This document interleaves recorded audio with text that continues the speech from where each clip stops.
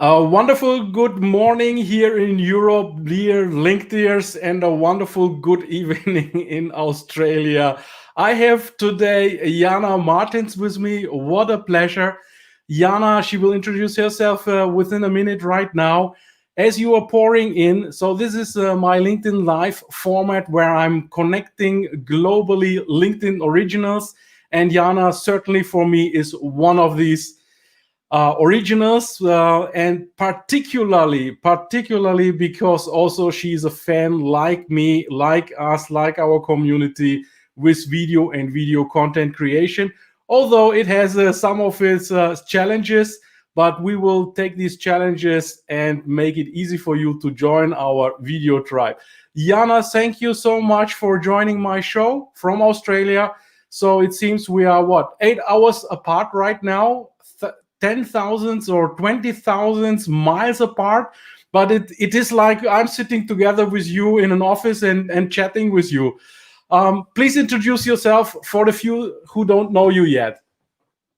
Yeah, the pleasure of technology. So we can just feel like we're talking at the same room, being so far apart. So yeah, my name is Yana Martins, and I'm a video coach. And my expertise is actually based on the understanding of self-image and human behavior from my degree in psychology. And also it's combined with my years in front of the camera as a model and behind the camera as a photographer. So I actually at the moment help my clients to elevate their personal brand by increasing their self-awareness, encourage them to get out of their comfort zone, face their fears of being seen and judged, and just get in front of the camera and do it. Wonderful, wonderful. So you said you are sharing these tips from your past profession. So you were a model, a photo model or video model. How can you say that? Yes, I did a lot of modeling, so mostly photography, but I have done a bit of acting before as well, Okay. but not as much. I wouldn't say it was my profession or anything like this. So it was more Yeah. like a part-time enjoyment. Wonderful. Okay. So let's dive into video content creation. Jana, my first question to you would be: you have this also this weekly format. I think it's Wednesdays 5:30 your time in Australian time, and I'm always, of course, watching it in the replay because time zones are too wide away. But before I ask you, let me ask our audience, whoever is now joining us, I'm not seeing any comments right now. Please write in the comments right now from where you are joining. This is this might be a quite a spontaneous LinkedIn live from you, which you are not used to it. Normally, I announce all these LinkedIn lives, but we have jumped into a LinkedIn live right now. So please just raise your hands, say hi, and tell us from where you are joining. And Yana, my first question to you would be, um, I mean, LinkedIn, you have all sorts of content forms on LinkedIn. You can write articles, you can make a photo post, you can, make just a GIF. Why should people bother about video? And who is video for and what is it for? So I probably wanna go back to basics to answer this question, because what I often ask people, would they prefer to read the book, listen to audio book, or watch the movie? And I ask people so many times, and if you guys listening us tonight, pop in the comments, what do you usually prefer? Are you the person who prefer read the book, listen audiobook, or watch the movie? So most of the time, then I ask this question, I get a lot of various answers. So there is no really one answer for this question. And people often ask like, oh, it depends, it depends of my mood, it depends of the purpose of it. Sometimes I read the book to relax and so on. So I just want you probably learned at the high school, but we have people who are more visual, who are more auditory, who are more kinesthetic, or who are more logical. And at the end of the day, what we're trying to do then, we communicate with our audience on LinkedIn or any other social media. We want to make sure that our audience can consume our content their preferable way. And as we know, 65% of people is visual. So when you're doing video, you're pretty much serving those people who are more visual. You're serving those people who more like the audio because they can just listen to you. So you're pretty much enhancing your overall content strategy by doing video. I'm not saying you have to only post videos because we need to communicate different messages through different mediums. But the Perfect. video definitely enhancing your overall communication with your audience. Yana, we are getting some viewers now. Arno from Switzerland is together with us. Then we got Shamil. He says, hello from Istanbul. Hello, Shamil back. And nice Samira from Berlin has joined us right now. Thank you for joining. All of you, please have a look if you have any questions regarding video content creation. I know you are already content creators, but now we have the chance of having Yana here. She's really a professional on video. And Maysam Karami says, Hallo, guten Tag in German. Yusuf Demir says, Almanca anlamıyorsam da yaptığın işin çok iyi olduğunu biliyorum. Tebrikler. Yusuf, this is wonderful. You have to translate it to me. This is Turkish. This is Turkish, actually. Yusuf is actually, he was on Facebook because Yana, we are streaming on Facebook and YouTube in parallel. YouTube as a backup, yep, and Facebook for my friends. And Yusuf, he's one of our mayors of the city where I'm originally from Turkey, from Bursa. And he says it's a great show and he loves what I'm doing. So that's it. Then we have Wolf Wienicke from Hamburg. Very nice, Wolf, for joining today. So quite a few people coming in early this morning.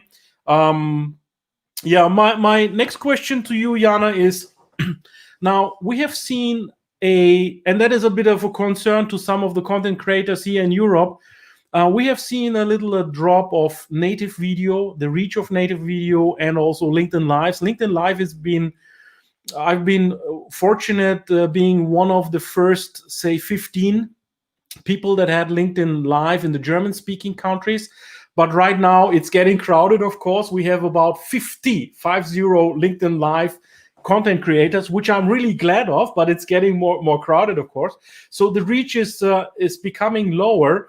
And in light of the aspect that reach is becoming lower, why would you still recommend to do video and LinkedIn Lives on LinkedIn? What is the importance there from your view? So as I mentioned before, yes, that video is enhancing your overall, overall content communication with your audience. But when you think, let's think particularly about LinkedIn. Yep. So LinkedIn is not a video platform. Yep. So we don't need to consistently create just videos on LinkedIn because people usually don't go to LinkedIn just to consume videos. People usually go to YouTube to do so. But the power of the video for LinkedIn is credibility and trust. And, if people landing on your LinkedIn profile and they see the video, it's straight away enhancing the trust because they can actually tell that you are the real person. As especially now, with pandemic, we're all building this network online. We communicate with people online, building these connections online. So video actually help us to communicate with people on a more emotional level and actually say like, oh, you are actually a real person and you showing your personality, because at the end of the day, your personality is your main point of difference. You can have the same knowledge that the other person or the other business, you can have the same expertise, but your personality, that will help you to stand out. And that's the easiest way pretty much to stand out, just show your personality. Because at the end of the day, people don't care how much you know until they see how much you care. So it is about communicating with your audience on a more emotional level. So I put it down in the banner, but the T is missing. I will change it for a second. We got a comment. Let's jump into the comments because you asked also for some comments from our viewers. So Maximilian says, I got concerns from prospects that they do not want to be in a video. How do you motivate them? I guess he means in front of a video. Yeah, so I obviously get this question all the time because that's what I do. I help people to feel confident in front of a camera. And at the end of the day, so what I've noticed a lot, I'm not gonna, say something absolutely unique, but it's all about practice. Being in front of the camera, it's something a bit unusual. It's uncomfortable, especially, for the older generation. So it's not something you've been doing all the time. And obviously, as more you're in front of the camera, as more comfortable you are, as more confident you will look. But at the end of the day, so what's happening? We can feel our body and we think how our body looks in the space, yeah, but then we see it from another side and we see it in the video. The picture that we have in our mind about how we look and what we see on the video, on the photo, it doesn't coincide, and then it's create this like cognitive dissonance in our brain because it feels uncomfortable. I haven't met one person yet who would say, oh, I love hearing my recorded voice. You used to hearing your recorded voice, but then you hear your recorded voice for the first time. It feels awkward. It's like, oh my God, like I never thought I sound like this because you not used to hear yourself from outside. It sounds different. So it's same happening on the video. So people just simply not used to see themselves from the other side. So the easiest tip, obviously, to get used to being in front of the camera, it's being in front of the camera. Because at the end of the day, confidence, it's your ability to achieve a particular goal, yeah? And it could be different. So a lot of people confident in front of the audience, for example, yeah? But not as comfortable than someone point a camera with you. So why is that? Why do you think is that? What's your theory? The theory, you mean why people are not confident Comfortable in front of the audience, but not in front of the camera. What's okay. happening? Yeah, for me that's a no-brainer, but you have to experience this to really get into it. I'm a speaker and I love speaking to 10 people, 100 people, 1,000 people because I can move the audience with my eyes and with my speech. I can speak loud and calm and I see how the audience reacts to that. So I have a wave of people in front of me. I had Ron Kaufman just last week from Singapore in my show here, and it was fantastic. And we were talking about the presence speaking, public speaking, and of course the digital speaking. And in this case now, right now, I'm speaking to my DSLR, my Canon DSLR, and the DSLR doesn't really move. I have a small dot, a lens, and there's no reaction. And this is so strange, so komisch, we say in Germany. Strange, yeah? So basically, what I always say, the main reason why people who particularly comfortable with the audience feel awkward in front of camera is the lack of immediate feedback. Yeah. So you're not receiving immediate feedback. So when you're in front of the audience, you can sense the energy, you can adapt if you see that your content is going well or not. You can see people nonverbal communication, you can sense the energy. When you're in front of the camera, you're not getting this immediate feedback. So then you're not getting this immediate feedback. What's happening? You get self-conscious and all these negative thoughts coming into your mind. Because in front of the camera, you have to laugh at your own jokes. And if you're not comfortable doing so, then, you start getting worried, you start getting nervous, and all these, negative thoughts coming to your mind. Oh, I'm not sure what people will think about me. Am I saying the right thing? I'm not sure if it's, a good thing to say, and so on and so on. So it is all about, stop this negative conversation in your mind as well. And obviously, it does take practice in the beginning. Obviously, as I already said, the easiest exercise is to keep filming yourself and keep watching back. So you're increasing your self-awareness and you're actually watching back, and you're increasing your body awareness, because then, you start actually matching those images about how you think you look and how you actually look on video or on the photo. Yeah, I want to share some personal experience maybe here. My community knows that I have been suffering under FOPO. FOPO is fear of public opinion. Severely. I was not the kind of person that would post anything on any social media platform. Although I have an account with Instagram, Facebook, and LinkedIn, I was always the one who was quiet, watching the others, admiring the others. And I thought I would never do that. No, no, because what would my business partners think about me? What would be my neighbors thinking about me? Like a young generation Y, Z, millennial walking through the feed. But what happened is there was a necessity for me to outgrow my network. I was a bit like in a jail in my own 22 years old network. And I had the necessity to break out this network and enhance my network and add new networks, new contacts. And the only way I saw by watching others is by putting out video there. Like Yana, you said, the video shows your personality. My aim was to not be a Hollywood blockbuster actor, but just me, yeah, to show myself. Because for myself, I had actually the confidence when I show up in presence with customers, suppliers, or other people. I knew that people normally resonated with me, with my humor, with my smile, whatever. And I thought, why don't I just put this on video and see how people react? But this was very, very hard to me, to be honest. And it took me a long time. I started in August 2018. So I'm on LinkedIn since 2008. But August 2018, I thought I need to do something to increase my network. And it took me 6 months to monitor LinkedIn, to watch a few key people on LinkedIn. And after Christmas 2018, as a New Year's resolution, I decided I'm going all in on LinkedIn, and that would include my trauma, which is video making. You need to know, Yana, that I was sales director, and one day on an exhibition, our marketing manager said to me, "Oh, by the way, we have a camera team tomorrow coming on our booth, and you need to give them a few statements."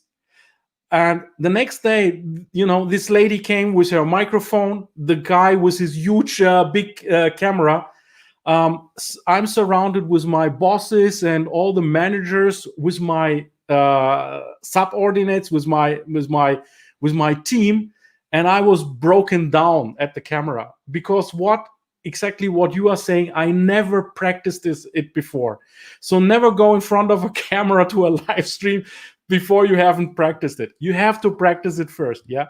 And I know how it feels, Maximilian. Yeah, that back to your question, when people shy away from it. I think you need an easy entry. Yana, what would be an easy entry? Would interviews like this be a more easy entry? What is your experience on that? Yeah, so definitely, and I guess I also want to highlight that you all already mentioned it. There is no such a thing like a camera phobia. Yeah, so there is no such a thing. We're not actually scared of the object. Yeah, so all the fears that related to being in front of a camera, it's a social fears. It's a social fears of being seen and judged. Yeah. So the biggest fear in front of the camera is the fear of being judged. And usually, how we overcome the fear of being judged, I found the most easiest way to overcome this fear is stop judging others. The minute, So it's me judging others, actually. The minute you actually stop being judgmental of others, you don't worry as much what people will think about you. So that's a good practice tip, not only for the video, but for, general life in general.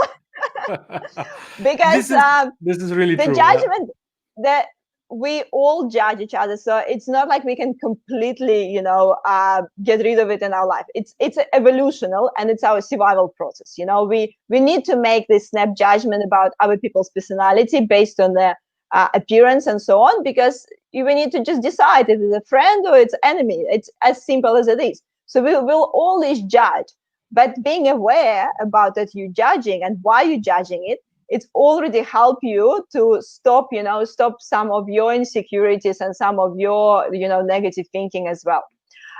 So talking about more like practical and easy tips, and you want to get in front of the camera, you can go step by step. For example, you can maybe try to record only your voice, for the practice, and listen back and listen to your intonation, get used to it, and feel comfortable just recording your voice. Then maybe you want to practice in front of mirror as well. Mirror can help you, but mirror also can be tricky because you see yourself, you see yourself like a flipped image, so it's a bit different than video.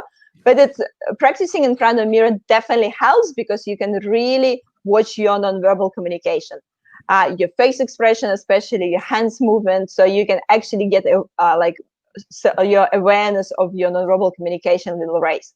And then simply, I always just advise, then you're on the video call, you're taking Zoom call with your colleagues, or you, I don't know, FaceTime your relatives, I don't know, Skype with your mom, whatever it is. Just make sure when you're doing it, you're actually looking at yourself on the video as well. So you can, we're reducing this gap between how you think you look and how you look on the video. So as more you keep watching yourself on the video, and you start noticing like, oh, like if I do this, I look like this. If I do this, I look like that. Because at the end of the day, if you want to look more confident in front of the camera, it's a lot about your nonverbal communication and how people perceive your nonverbal communication as well. Oh, that is so important. Yeah, nonverbal communication, and this is why I'm also having my hands always working on just like you. Okay, let's check some more comments here. So Ronnie, I've spent with Ronnie the past 48 days. Ronnie is a photographer, but he's the kind of photographer who sits, down on the street and takes pictures from the street, laying over there. So an action hero, I would say. So thanks, Ronnie, for joining. Irena says, good morning, Ilkay. Irena, what happened to your profile picture? You should turn it up. So LinkedIn user, hello from Germany, hello back. LinkedIn user, I would recommend you go into the settings and open your profile picture to the public because we can't see your profile picture. Then Chidem Salakoslu, hi from Pinneberg, hi back. Rakesh from China. Rakesh, okay, he makes autoclaves. Great posts. I'm following you a lot, Rakesh. Andrea says, "By the technical problems are strong." Oh, what happened? You mean the video problems or our stream, Andreas? Please tell us. And then Maximilian says, "Thanks for the feedback. The judging approach is fantastic for life." Absolutely. Let's repeat that. Yana said, "Stop judging others. Then you will lose also the fear of being judged by others." That was really a great mindset of you, Yana. Okay, so we have covered what and why we should do video and what is the importance on LinkedIn. Now Yana was kind enough and gracious to tell us how to appear on video. That was also very great. Now, of course, video, the appearance is the one part. The other part is a compelling story or message. How would you, I mean, it's not sufficient to just show up on video, right? It's also important to tell a story or a message that is capturing your audience's minds, or let's say their support, if you need it. How do you go about that, Yana? Is there anything you would advise our community to have a look and underline what needs to be done to create that? I usually create videos for LinkedIn. And so my tips for LinkedIn posts would be, obviously, make it short. Yeah. So on LinkedIn, people, time poor, they just, they want this like snap of the information. Usually people like educational videos. So I usually don't go more than 2 minutes on LinkedIn for LinkedIn video. And you will be surprised. If you're really precise with your message, you can put a lot of information in 90 seconds. So always think about it's like one message, one audience, and one call to action. So make sure every video have a call to action. Doesn't mean that you're trying to sell something in every video, but simply asking your audience questions, encourage them to comment or I don't know, tag friends or share this video, things like this. So make sure you always have call to action. I know a lot of people get stuck about thinking, oh my God, what should I post on LinkedIn? in general. So I always think start with the content you already have. So you can always repurpose your existing content into the videos. For example, you had an article that performed really well before. And I don't know, you had like 5 tips in this article. What about just create 5 little videos with 1 tip each? And you already have, content to post once a week for 5 weeks. So I always think about repurposing. And, especially if you're creating videos, you probably want to think about your evergreen content. Because it's too time consuming to create, videos that just live 24 hours and they're gone.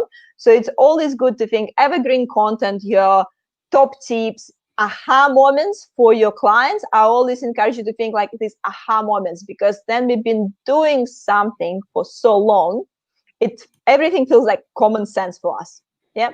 So and suddenly your client's asking you a question, like you think it's a really simple question, but they don't know as much about your industry, about your expertise. So think about all these simple questions your audience is asking you and film a video about it. So next time someone asks this frequently asked question, you can send them this video as well and refer them back to your post. So as I said, like my advice always repurpose existing content, think about frequently asked questions and things that create these like aha moments for your clients. Yeah, you started to recommend 2 minutes for videos, and I can confirm from my own videos I did about 150 plus videos, native videos, plus more than 100 hours of live streaming. And now you got this nice tool, analysis tool of LinkedIn, which shows you how many people were attending live in the maximum, how long was it viewed, and how many people viewed it in total. And when I take just an arithmetic average, it is correct what you say. It's always 2 to 3 minutes, regardless how long my live stream is. And I have some live streams that are 90 minutes long. People in average are watching it 2 or 3 minutes. The only thing that I want to add here is, because many people ask me, so now you know that people watch it only 2 to 3 minutes, why do you still make a 90 minutes stream, or say 8 minutes or 9 minutes native video? And I would say the following: I got feedback from people, because I'm changing the topics, and my topics are really a variety of topics all around personal development, leadership, and sales. I'm getting feedback from a couple of people, maybe even one person, who says, wow, I watched your LinkedIn live and it was a game changer for me. It was so useful for me. And I've done this, this, and this was the result. And that really makes me happy that this one person watched all the 90 minutes to really change something in their approach. So therefore, I'm saying, yes, 2 and 3 minute videos are certainly great for the awareness, to get you into the visibility. But if you want to show some deep competence, I think a longer LinkedIn live is also great and useful, maybe for much lower amount of people, but for the right people. What do you think, Yana? I kind of separate LinkedIn Live as a different medium. So, videos, video content, it's, our post. LinkedIn Live for me, it's more like an event. So I treat my LinkedIn Live as events and I promote them in advance. And I have people who watching them for a whole hour with me, to be honest, because I do promote them as webinars originally. So that's why people usually stay for a whole hour with me for the live streams. But I treat it different way. So I don't treat it as just a video content. I treat it as a kind of a live webinar. And do a few announcements before, and I'm really consistent, so I go at the same time every week, and so I have people who, ongoing audience who like just rocking up because they already know that I will be live at that time. But then what's great about LinkedIn Live, it's you can repurpose it as well. So I keep going to this idea of repurposing content. It's not just you film it and you forget about it. No, like you can get so many, golden gems from it, and some quotes and some screenshots and short videos and blog posts, and and more and more and more. So, or even your audio files can be a podcast. So, whatever, you don't need to reinvent the wheel. So people often reinvent the wheel when it comes to content creation. Stop reinventing the wheel. You already have all your content you need. It's just about structuring it and give it this bites of information to your audience. Yeah, absolutely correct. So let me just share my script here. So my script says here, I'm going with Yana these points through. So in the aftermath of our discussion today, I will do a so-called afterburner where I'm summarizing our discussion, and I will put all these points into the afterburner, and then I will use some of these questions, sub points, and make a native video and post it there. And that is a really great content and really a compelling story you can create. Okay, Yana, let's have a look last time to our comments. We have Shazad. He's now in Germany. Thanks, Ilkay. Video communication is becoming a standard media to communicate with partners. This is absolutely great, Shazad. Bayram Dökmeci says, greetings to everyone from Turkey. So I got a nice Turkish community today here. Greetings from Zurich. Okay, Switzerland is also quite obvious. Do you both reuse or recycle elements from your LinkedIn live sessions? As we said right now, Lee, yes, we both do. I will use, for example, from my co-speaker from LinkedIn Local Stuttgart that we have streamed on a LinkedIn event with LinkedIn Live. My co-speaker, he spoke about the background of FOPO, fear of public opinion. So I will take that 3 minutes, snip it out, and I will post it, for example, because I'm talking about FOPO, but always superficially flying over it. And he gave me the psychological background, like also Yana did nicely today. Andreas Reed says he's back. Oh, finally, great to see you, Andreas. Wonderful. Then my last question, Yana, is some people say to me, I don't want to buy equipment and this is so expensive stuff. And when I buy it, I don't know how to use it. What would you tell these people? I mean, I showed you I have a Yeti microphone. I still use a headset to avoid the echo. I have a DSLR camera system for 2,000 euros. I got here lights coming from the above. You can see it in my glasses. And you said to me, well, I'm not into that. I just use natural my smartphone. Is that right? Yeah, I don't use any equipment. I hardly use any equipment. And because again, I'm not a YouTuber. I'm not trying to create, a cinematography experience and, crazy transition. And my content is not about visuals, you know what I mean? So it's not about visual. It's about mostly about my message. So, so the equipment I have is efficient enough to produce the content at the level I need to produce my content. But look, if you wanna upgrade, it's always great to upgrade. But the problem is, I always tell people, don't get these thoughts about equipment slow you down, because a lot of times people overthink about equipment and they think, oh, what camera I should buy, what microphone I should buy, and they just procrastinate, and they're not starting. They're not doing their live streams because, I still don't have a microphone, or I still don't have lighting. Of course, your first live stream won't look that amazing. Yeah, it's true, but it's the first one. Like, I don't think my first live stream look, super professional either. But it all comes with practice. I still stream with just headphones. Yes, it's just a mobile phone headphones. I still stream with this. So, but I do have a light in front of me. It's actually really dark here because it's already 9 p.m. in Australia. But I'm streaming at the moment from my webcam on my laptop. So I don't even have any camera in front of me. So it's just here we go, webcam and headphones. So there's a lot of people that can give you amazing advice on equipment, but my advice is just don't jump so much into equipment before you work out your strategy, your content strategy, your audience. Don't make it slow you down, because you need to test first. You need to test different content, different videos, see what's resonate with your audience, what's not.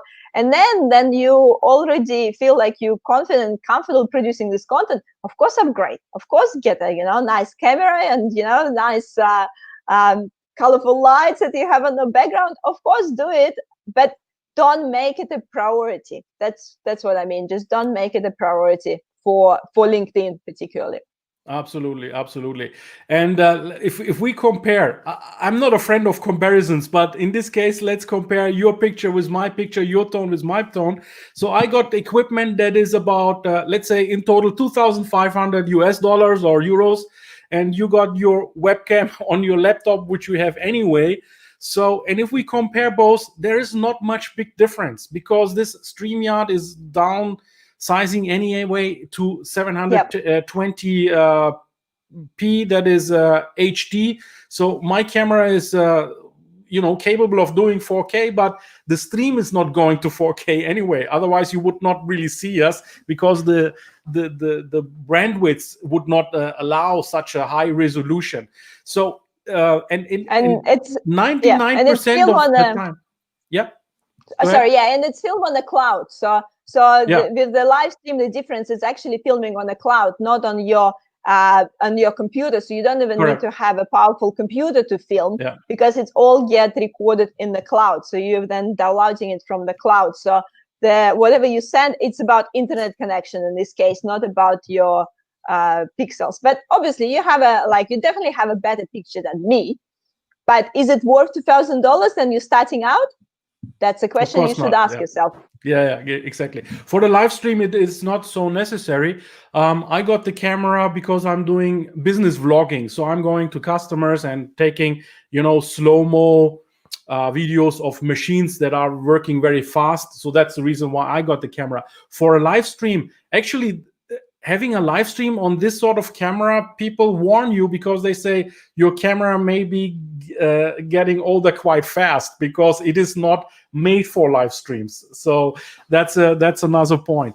Anyway, so 99% of my time I'm taking my Samsung S9 Plus, and that makes 1080p videos, and that is 99% of my videos. Yeah, you got the Note, right? Samsung Note.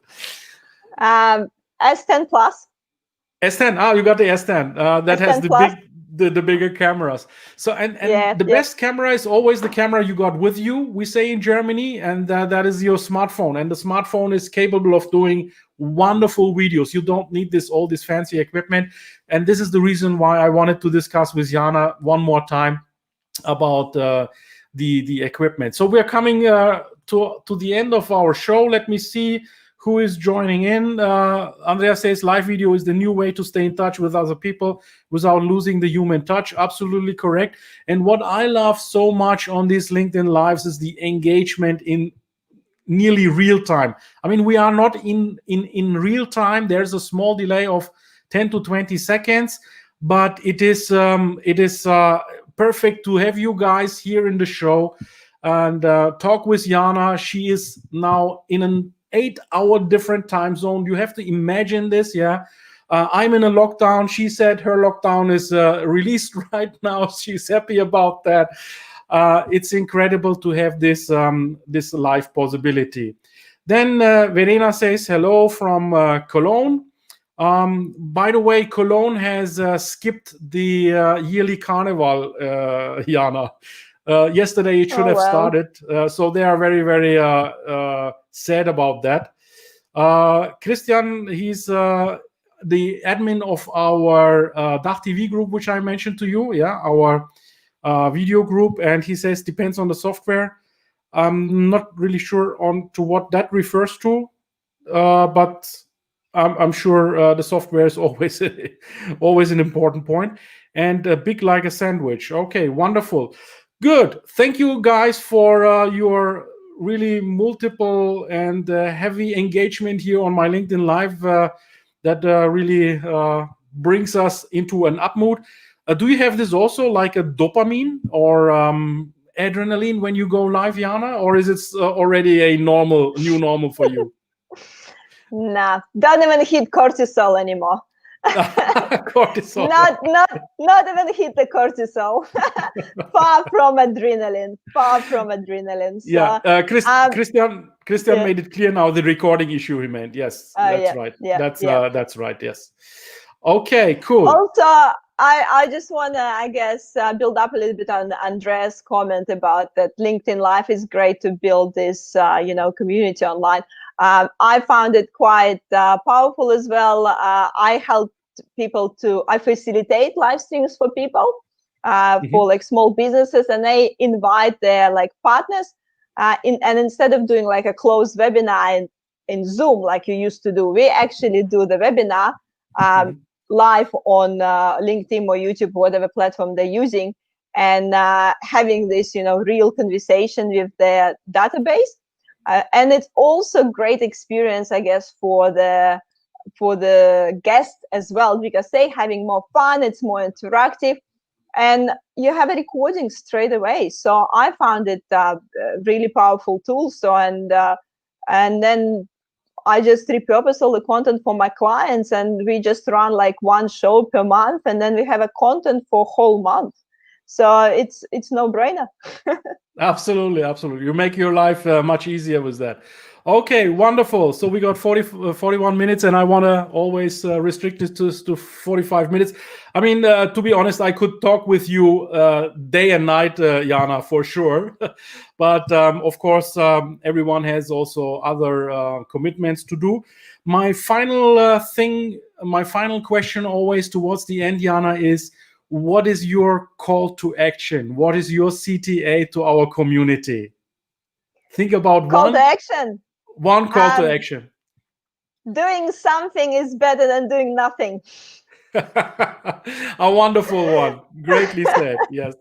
And so if you're still there and you still think like, oh my God, I don't want to get in front of the camera, just do it. And as I mentioned before, it doesn't mean that you need to produce tons of video content, but just have some that you can put on the featured section of your LinkedIn, for example. If you don't want to post video consistently, but at least have a featured section, have a video, so then people land on your profile, they see the real person that they can connect with, and you'll build these business connections quicker than you put a little bit of your personality on LinkedIn. I'm not saying you need to post, cats videos and what you had for lunch on LinkedIn.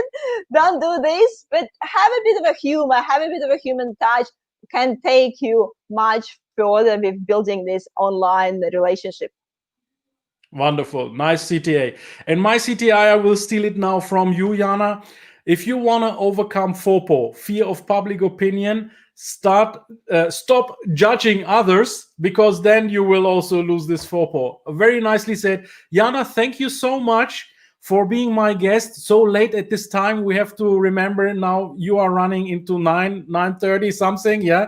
It's 9:15 now with you. It's 11:13 here. Anything coming up, especially tonight? Are you going out or staying at home? Straight to bed. Straight to bed. Okay, you are tired. It's been a long day for you. Okay, yes, Yana, thank you so much. And thanks for all our viewers that joined our discussion today. And we will see you to the next live. Yana, please stay a moment after my intro. After my outro, we will talk. No worries. And everyone connect. Pardon me, say again. I'm just saying, if anyone want to connect with me on LinkedIn, just obviously send me connection request. Yeah, absolutely. Follow her, follow Yana, and follow her LinkedIn lives. We have run through a couple of bullet points here. She's going very deep in each of these bullet points with fantastic guests every week, and I enjoy really your lives, Yana. So stay healthy. Thank you. See you.